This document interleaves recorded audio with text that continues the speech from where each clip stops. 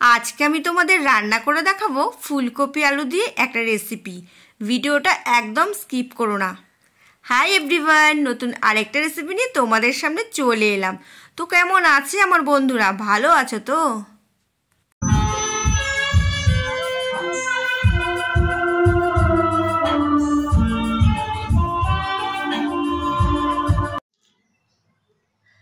তো বন্ধুরা দেখো, আমি ফুলকপি কেটে ধুয়ে পরিষ্কার করে নিয়েছি। একটা মিডিয়াম সাইজের ফুলকপি নিয়েছি। আর আমি তোমাদের বলবো, ফুলকপি কেটে নেওয়ার পর কিছুক্ষণ অবশ্যই জলে ভিজিয়ে রাখবে।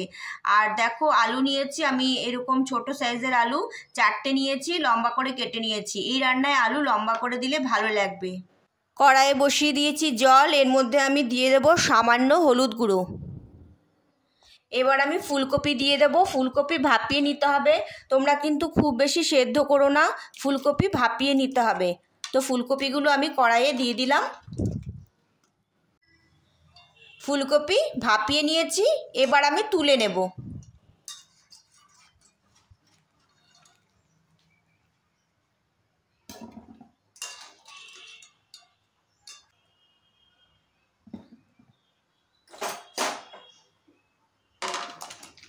এই জলে দিয়ে দিলাম আলু। আলু ভাপিয়ে নিয়েছি, তুলে নেব। কড়াই বসিয়ে দিয়েছি, কড়াই গরম হয়ে গেছে, দিয়ে দেবো সাদা তেল। আমি এই রান্নাটা সাদা তেল দিয়েই করব। এবার আমি ফুলকপি আর আলু আলাদা করে ভেজে নেব। তেল ভালো করে গরম করে নিয়েছি, আলু ভেজে নেব।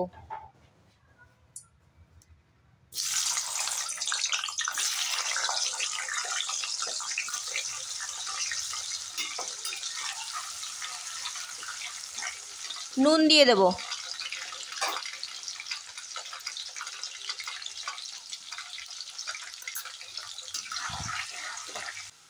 আমি তো ডোবা তেলে ভেজেছি, আর তোমরা চাইলে আরও কম তেলেও ভেজে নিতে পারো, কোনো অসুবিধে নেই।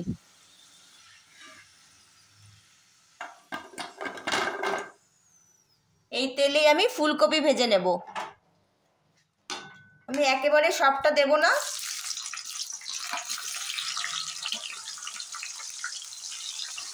যেহেতু আমি ডোবা তেলে ভাজবো তো হাফ এখন দিলাম। এর মধ্যে আমি সামান্য নুন দিয়ে দেব। ফুলকপি ভালো করে ভেজে তুলে নেব। বন্ধুরা, তোমরা যদি মনে করো এই রান্নাটা কম তেলে করবে, কোনো অসুবিধে নেই, করতে পারো।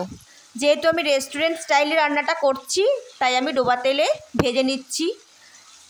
আর যদি তোমরা মনে করো যে সাদা তেল দিয়ে না, সর্ষের তেল দিয়ে রান্নাটা করব, কোনো অসুবিধা নেই, সেটাও তোমরা করতে পারো। ভেজে নিয়েছি, সেম প্রসেসে বাকিগুলোও ভেজে নিতে হবে। কপিগুলো সব ভেজে নিয়েছি। আমি এখান থেকে তেল কিছুটা কমিয়ে নেব। এবার আমি এই তেলেই রান্নাটা করে নেব। দিয়ে দেব ফোড়ন। ফোড়নে দেব শুকনো লঙ্কা, 4টে এলাচ ফাটিয়ে নিয়েছি, 2 টুকরো দারচিনি। আঁচটা কমিয়ে দিলাম। এর মধ্যে দিয়ে দেব পেঁয়াজ কুচি। আমি 2টো বড় সাইজের পেঁয়াজ ভালো করে কুচিয়ে নিয়েছি, দিয়ে দিলাম। পেঁয়াজ লাল করে ভেজে নেব।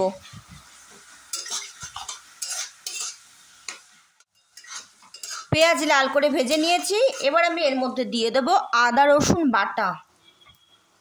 দিয়ে দিলাম। আদা রসুন বাটা দেওয়ার পর ভালো করে কষিয়ে নিতে হবে, যতক্ষণ না আদা রসুনের কাঁচা গন্ধ চলে। এখন আমি মিডিয়াম টু লো ফ্লেমে কষিয়ে নেব। দিয়ে দেব টমেটো কুচি। আমি 2টো বড় সাইজের টমেটো খুব ভালো করে কুচিয়ে নিয়েছি, দিয়ে দিলাম। টমেটো কুচি দেওয়ার পর কিছুক্ষণ রান্নাটা করে নেব। এবার আমি এর মধ্যে কিছু গুঁড়ো মশলা অ্যাড করব।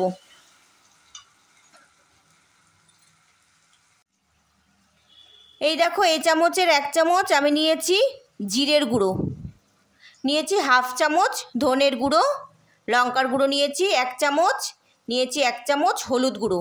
এই গুঁড়ো মশলাগুলো এর মধ্যে আমি দিয়ে দেব।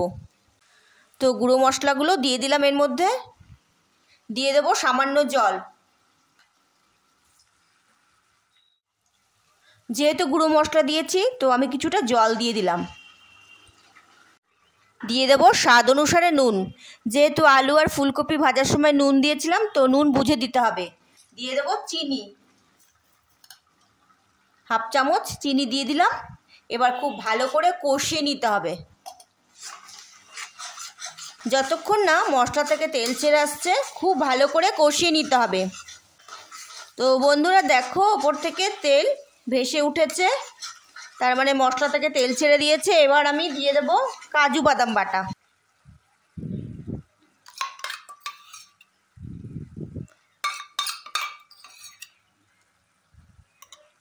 বাটি ধুয়ে সামান্য জল দিয়ে দিলাম। আবার কিছুক্ষণ কষিয়ে নিতে হবে খুব ভালো করে। ঝাল আর মিষ্টি তোমাদের টেস্ট বুঝে দেবে। ভালো করে কষিয়ে নিয়েছি, দেখতে পাচ্ছ মশলা থেকে তেল ছেড়ে দিয়েছে।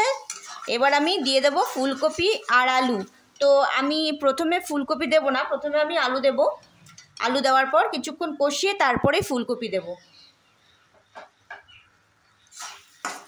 তোমরা দেখেছো আলু আমি ছাঁকার তেলে ভেজেছি, আর তখন আলু ছাঁকার তেলে ভাজাতে এমনি সেদ্ধ হয়ে গেছে, 90% সেদ্ধ হয়ে গেছে।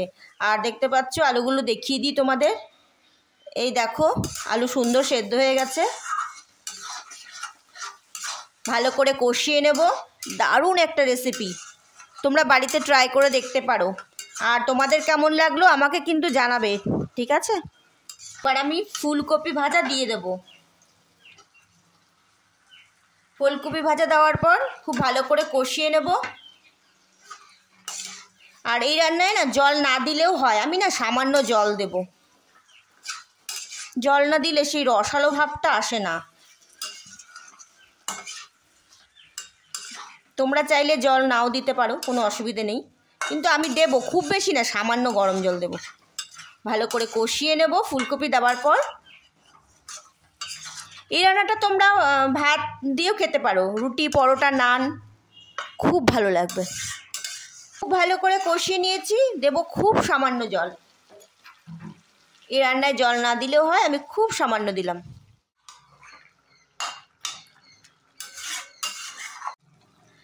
তো আমার রান্না কমপ্লিট হয়ে গেছে। ধনেপাতা কুচি ওপর থেকে ছড়িয়ে দিলাম। রেসিপিটি ভালো লাগলে লাইক, শেয়ার, সাবস্ক্রাইব করতে একদম ভুলবেন না। ভালো থাকুন, সুস্থ থাকুন। খুব তাড়াতাড়ি আপনাদের সাথে আবার দেখা হচ্ছে। ততক্ষণের জন্যে বাই, লাভ ইউ অল।